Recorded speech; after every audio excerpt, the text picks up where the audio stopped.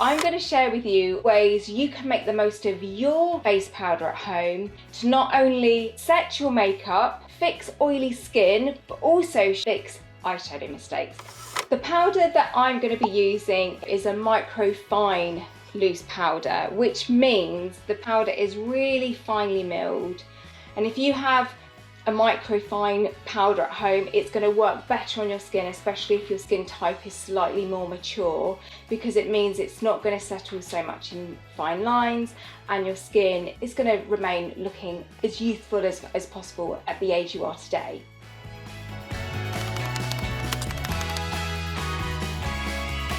If you're someone that has oily skin or you like a matte look to your complexion, then this tip is really going to help you, because I'm going to show you a way to apply loose powder to your face that still keeps your skin looking real and youthful and plump and glowy.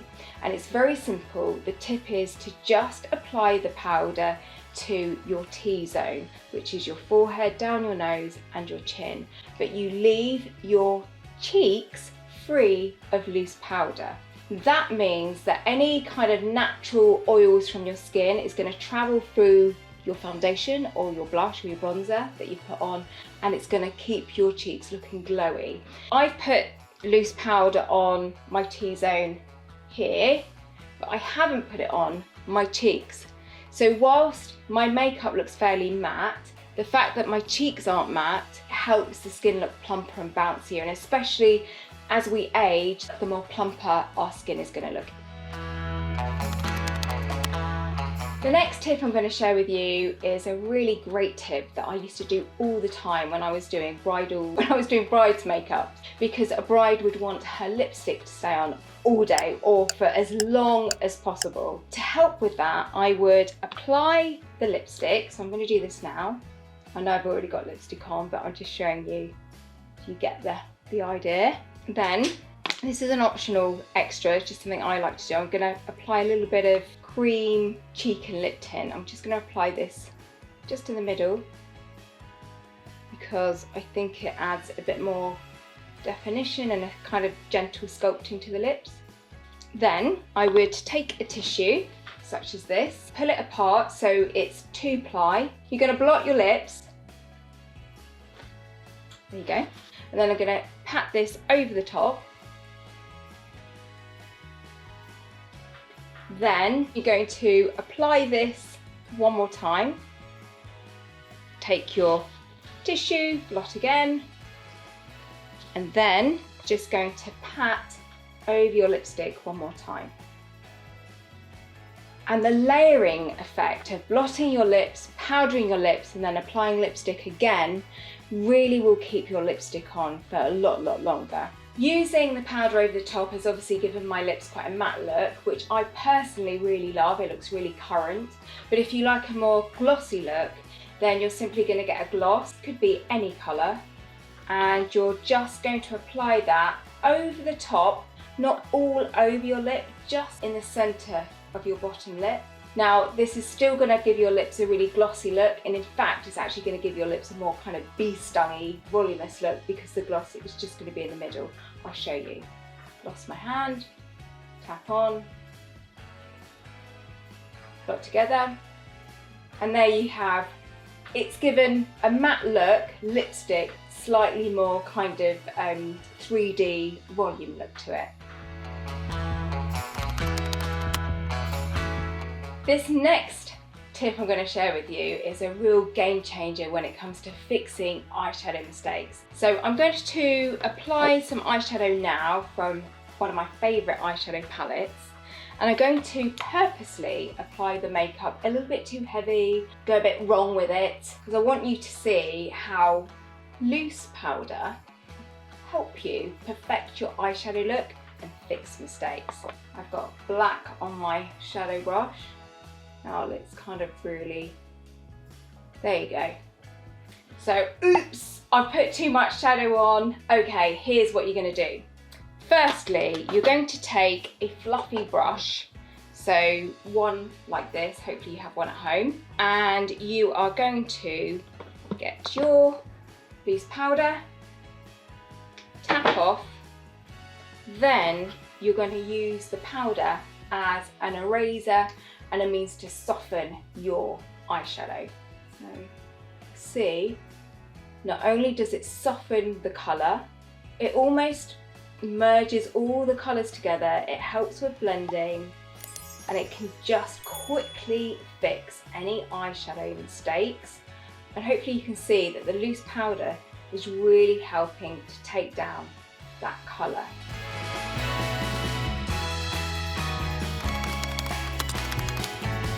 I'm going to share with you a technique that you might want to experiment with at home, and this is a technique for setting in place your under eye concealer. It involves putting loose powder under your eyes, which for some I know could make you feel a little bit anxious because you're thinking, oh my gosh, this could go in my fine lines. However, keep watching because I want to share with you a technique that you could try at home that could really help your concealer stay on for longer and also mean that your concealer doesn't crease throughout the day and go in your fine lines. So I'm going to put on some concealer under my eye. I do already have foundation on and concealer, but just for the sake of this video, I'm going to layer some more concealer under my eye so you can really understand how this technique works. Now, when you're applying your concealer, what I will say is that for most of us, our darkness under our eye is mostly on the inner corner part of our eye. We don't tend to have a lot of darkness around here. So I'm going to focus it just towards the inner corner of my eye. By patting, within a few moments, that concealer, if it's a good concealer, should soak into your skin. Next, I'm going to get a clean brush and I'm going to load up my brush with quite a bit of powder. And this time, I'm not going to tap my brush off. This technique is called baking. And essentially it works by you're going to bake your concealer onto your skin so it stays put and it doesn't crease throughout the day. So then I'm just going to apply quite a bit of the powder under the eye wherever I've placed the concealer. So I actually really want to load up the powder here. And it feels quite counterintuitive, but if you've got a micro fine powder such as this one, it should create quite a diffused look and stop your concealer creasing into those fine lines. Okay, so I've loaded up quite a bit of the powder there. It shouldn't look blended at this point. And then you're going to leave it to essentially bake for a few minutes. So let's let that bake now. So I've left that to bake for about 5 minutes, and now I'm taking a large fluffy brush, such as this one, and I'm sweeping under my eyes, and what this is going to do is remove any of the loose powder that hasn't baked into the concealer. And there you have just set your concealer in place for, well, a good few hours. Now stay tuned because I have another tip coming up which I think you're going to absolutely love.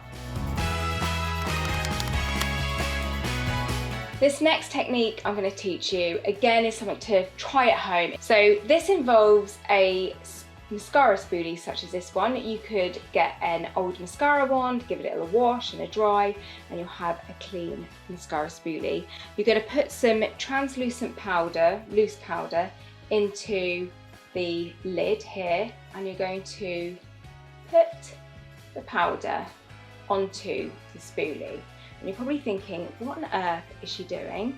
I'm going to take a tissue and I'm going to hold this tissue under my eye like that, because I don't want too much of the powder to drop down onto my under eye. And I'm simply going to coat my top lash with the loose powder.